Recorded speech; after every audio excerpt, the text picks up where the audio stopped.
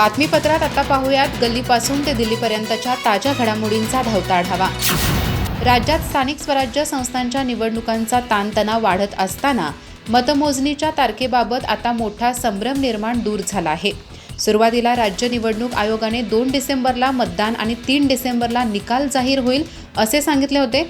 मात्र काही नगर परिषद आणि नगरपंचायतीमध्ये न्यायालयीन पेच निर्माण झाल्याने आयोगाने आपल्या कार्यक्रमात बदल करत ज्या ठिकाणी वाद सुरू आहे तेथे 20 डिसेंबर मतदान व 21 डिसेंबरला निकाल असा नवीन आदेश देऊन परिस्थिती अधिक गुंतागुंतीची केली होती।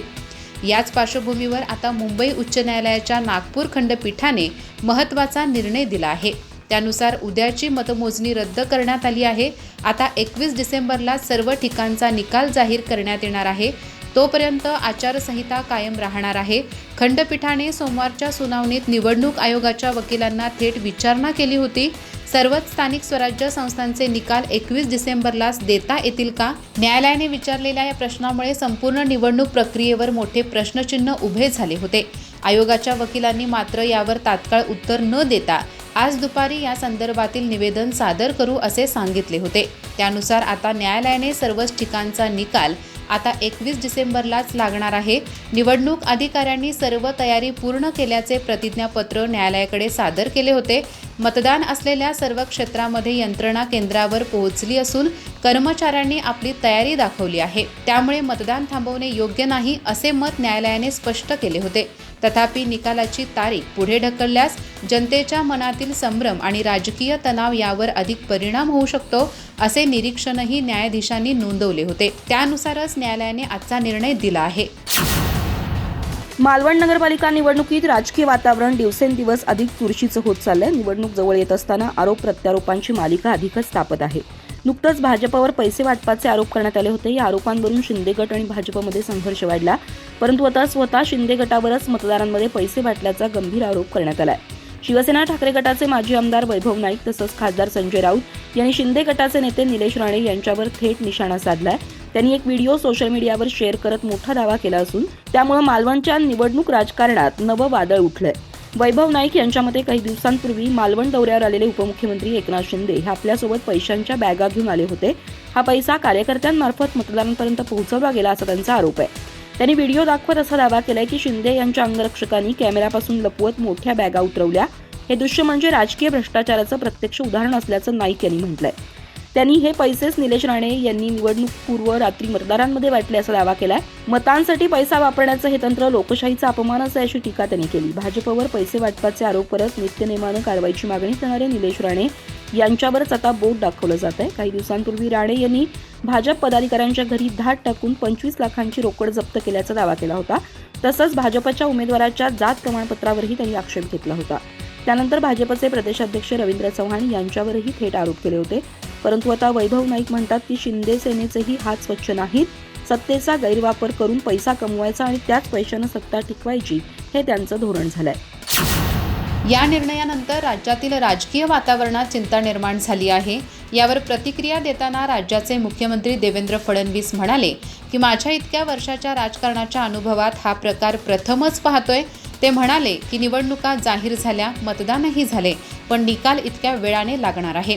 कोर्टाच्या हस्तक्षेपामुळे निकाल पुढे ढकलला जाणे लोकशाहीच्या तरी पद्धतीला अनुरूप नाही। त्यांनी नमूद केले की हे प्रकार राजकीय खोलात जातात, पण त्याचा सर्वाधिक फटका अनेक उमेदवार व कार्यकर्त्यांना बसणार आहे। फडणवीस पुढे म्हणाले की मी निवडणूक आयोगावर आरोप करणार नाही, पण ज्यावेळी नियमांचा चुकीचा अर्थ लावला जातो तेव्हा प्रक्रियेवर प्रश्न येते। त्यांनी सांगितले की जिथे सर्व काही योग्य पद्धतीने पार पडले आहे तिथेही निकाल पुढे ढकलला गेला हे न्यायालयाने केले असून निवडणूक आयोगाने पुढच्या निवडणुका योजताना या चुका टाळाव्यात अशा सूचनाही त्यांनी केल्या। राज्य निवडणूक आयोगाचा निवडणुका लांबणीवर टाकण्याचा निर्णय अतिशय चुकीचा असल्याचा संताप मुख्यमंत्री देवेंद्र फडणवीस यांनी सोमवारी सकाळी देखील पत्रकारांशी बोलताना व्यक्त केला होता। निवडणूक आयोगाने कायद्याचा चुकीचा अर्थ लावला। आयोग कोणता कायदा काढतंय किंवा तो कुणाचा सल्ला घेत आहे याची मला कल्पना नाही, पण एखादा व्यक्ती कोर्टात गेला म्हणून निवडणूकच पुढे ढकलायची हे अतिशय चुकीचे आहे असे ते म्हणाले होते। धनुभाऊ, तुमची लायकी आहे का? इंदूरमध्ये तुमचा खून होणार होता, पण भय्यू महाराजांनी तेव्हा तुम्हाला वाचवलं। तुम्ही कोणत्या हॉटेलात होता हे मला माहिती आहे, पण सर्वच बाहेर काढणार नाही असं म्हणत राष्ट्रीय समाज पक्षाचे आमदार रत्नाकर गुट्टे यांनी आमदार धनंजय मुंडे यांच्यावर निशाणा साधला आहे. गंगाखेड नगर परिषद निवडणुकीच्या पार्श्वभूमीवर राजकीय तापमान चांगलंच चढलं असून राष्ट्रीय समाज पक्षाचे आमदार रत्नाकर गुट्टे यांनी धनंजय मुंडे यांच्यावर केलेल्या टीकेनं रंगत आणखी वाढली आहे. आमदार रत्नाकर गुट्टे म्हणाले की धनंजय मुंडे, तुम्ही मला नीरव मोदी म्हणता, पण तुम्हीच विजय मल्ले आहात. तुम्हा दोघांच्या आवडी एकसारख्या आहेत. मी राजा आहे, कोणत्याही पक्षाच्या स्टेजवर जाऊ शकतो, पण धनुभाऊ तुमचा निकाल लावल्याशिवाय मी राहणार नाही. दरम्यान काही दिवसांपूर्वी धनंजय मुंडे यांनी सभेत रत्नाकर गुट्टे यांच्यावर शेतकऱ्यांचे पैसे खाल्ल्याचा आरोप केला होता. त्याला उत्तर देताना गुट्टे यांनी सभेतून थेट पलटवार करत अनेक खळबळजनक दावे केले. आमदार रत्नाकर गुट्टे म्हणाले की स्वर्गीय गोपीनाथ मुंडे यांनी तुम्हाला सर्व पदं दिली, पण तुम्ही त्यांना सोडलं.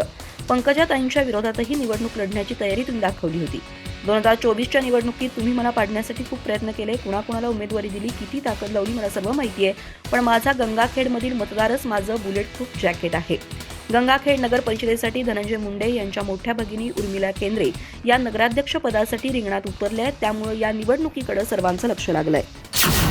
निवडणूक आयोग व न्यायालयावर न बोललेलेच बरे अशा मोजक्या शब्दात शिवसेना उद्धव बाळासाहेब ठाकरे पक्षाचे पक्षप्रमुख उद्धव ठाकरे यांनी मुंबई उच्च न्यायालयाच्या नागपूर खंडपीठाच्या मतमोजणी पुढे ढकलण्याच्या आदेशाचा खरपूस समाचार घेतला. या प्रकरणी आदित्य ठाकरे पक्षाची भूमिका मांडतील असे ते म्हणालेत. यावेळी त्यांनी एकनाथ शिंदेंना महायुतीत कुणीही विचारत नसल्याचाही दावा केला. सध्या त्यांना तिकडे कोणी किंमत देत नाही. भाजप आता सरळ सांगत आहे की फक्त नंबर 1 ला महत्त्व असते, नंबर 2 वगैरे काहीही नसते असे ते म्हणाले. शिवसेनेच्या ठाकरे गटात आज मुंबई व उपनगरातील शेकडो शिवसैनिकांचा प्रवेश झाला. यावेळी बोलताना उद्धव ठाकरे यांनी हायकोर्टाने स्थानिक स्वराज्य संस्थांच्या निवडणुकांचा निकाल 21 डिसेंबरपर्यंत लांबणीवर टाकण्याच्या निर्णयाचा निवडक शब्दात खरपूस समाचार घेतला. निवडणूक आयोग व न्यायालय याबद्दल न बोललेलेच बरे. आता केवळ पक्ष प्रवेशाचा कार्यक्रम झाला. कोर्टाच्या निर्णयावर आदित्य ठाकरे पत्रकार परिषद घेणार आहे असे ते म्हणाले. उद्धव ठाकरे यांनी यावेळी उपमुख्यमंत्री एकनाथ शिंदे सहकाऱ्यांवरही निशाणा साधला. ते म्हणाले, काही जण दिशाभूल झालेले अनेक जण पक्षाला सोडून गेले होते, पण आता ते पुन्हा परत येत आहेत. या सर्वांचे मी स्वागत करतो. मधल्या काळात सर्वांच्या डोळ्यात धुळफेक करण्यात आली होती आणि नाही म्हटले तरी तुमच्यासारखे सर्व कट्टर शिवसैनिक त्याला थोडेसे बळी पडले होते. आता एक एक परत येत आहेत. हवेत प्रदूषण आहे, तसे राजकारणातही प्रदूषण आहे, पण ही धुळफेक होती ती आता स्पष्ट होत आहे.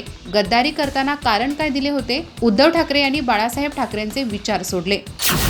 देशात मनमानी सुरू आहे अशा 4 शब्दात मनसे अध्यक्ष राज ठाकरे यांनी मंगळवारी स्थानिक स्वराज्य संस्थांच्या निवडणुकीचा निकाल 21 डिसेंबरपर्यंत लांबणीवर टाकण्याच्या निर्णयावर संताप व्यक्त केलाय. राष्ट्रवादी काँग्रेस पार्टी, शरदचंद्र पवार पक्षाचे आमदार रोहित पवार यांनीही या प्रकरणी चिंता व्यक्त केली आहे. उच्च न्यायालयाच्या आजच्या निकालानं निवडणूक आयोगाच्या भोंगळ कारभारावर शिक्कामोर्तब झालं असं ते म्हणाले. नागपूर खंडपीठानं मंगळवारी एका याचिकेवर सुनावणी करताना उद्याची मतमोजणी 21 तारखेपर्यंत लांबणीवर टाकली. कोर्टाच्या या निर्णयामुळे आता राजकीय पक्षांकडून संमिश्र प्रतिक्रिया येत आहेत. राज ठाकरे यांनी केवळ 4 शब्दात या निकालाचा समाचार घेतलाय. देशात मनमानी सुरू आहे असं ते म्हणाले. त्यांच्यानंतर राष्ट्रवादीच्या शरद पवार गटाचे आमदार रोहित पवार यांनीही या प्रकरणी तीव्र संताप व्यक्त केलाय.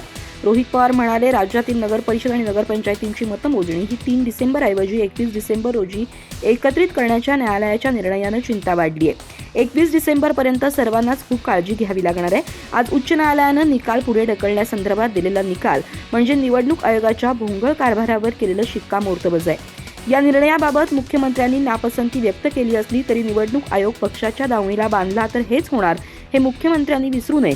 राज्यात आज जो गोंधळ निर्माण झालाय त्यासाठी निवडणूक आयोगासह भाजप देखील तेवढीच जबाबदार आहे असं ते म्हणाले. पंतप्रधान नरेंद्र मोदी यांना कुणीतरी सांगितले पाहिजे की महाराष्ट्रामध्ये इतक्या वेळेस नरेंद्र मोदी आले आणि पारदर्शक कारभाराच्या नावाने त्यांनी मते मागितली आहेत. महाराष्ट्र सरकारकडून पंतप्रधान नरेंद्र मोदी यांची फसवणूक सुरू आहे असे राष्ट्रवादी काँग्रेस शरद पवार गटाच्या खासदार सुप्रिया सुळे यांनी म्हटले आहे. सुप्रिया सुळे म्हणाल्या, आमच्यावर जर कोणी आरोप करत असेल की आमच्याकडे पैसे नाहीत तर हे खरं आहे. आमच्याकडे काळा पैसा नाही. आम्ही काही पैसा वाटून निवडून आलेलो नाही. आम्ही जनतेच्या सेवेसाठी इथे आलेलो आहोत आणि पैशाचा खेळ करण्यासाठी नाही. हा काही व्यवहार नाही, हे राजकारण आहे. इथे जर लोक पैशाचा गैरवापर करत निवडून येत असतील आणि त्याचा सत्तेतील लोकांना सार्थ अभिमान असेल तर हे कुठल्याही लोकशाहीसाठी घातक आहे. हा विषय मी हिवाळी अधिवेशनात मांडणार आहे. सुप्रिया सुळे म्हणाल्या की निलेश राणे यांचे मी कौतुक करते, त्यांचे मी जाहीर आभार मानते. ते नव्या पिढीचे राजकारणी आहेत. ते जर पारदर्शक कारभारासाठी लढत असतील तर तो लढा ते देतायत ही अभिमानाची गोष्ट आहे.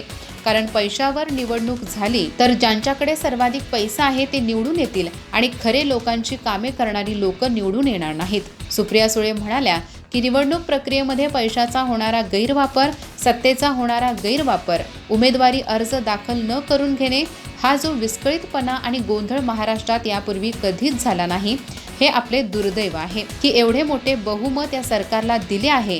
निवडणूक आयोगाबद्दल सर्वच जण विरोधात बोलत आहेत. राज्यात नगर परिषद आणि नगरपंचायत निवडणुकीच्या प्रचारात सत्ताधारी महायुतीतील मित्रपक्षातच चढाओढ दिसून आली. प्रचार सभांमध्ये एकमेकांवर कुरघोड्या आणि टीकाटिप्पणी करण्याची स्पर्धा सुरू असताना मतदारांना प्रलोभनं देणारी महायुतीतील बड्या नेत्यांच्या वक्तव्याची निवडणूक आयोगानं गंभीर दखल घेतली आहे.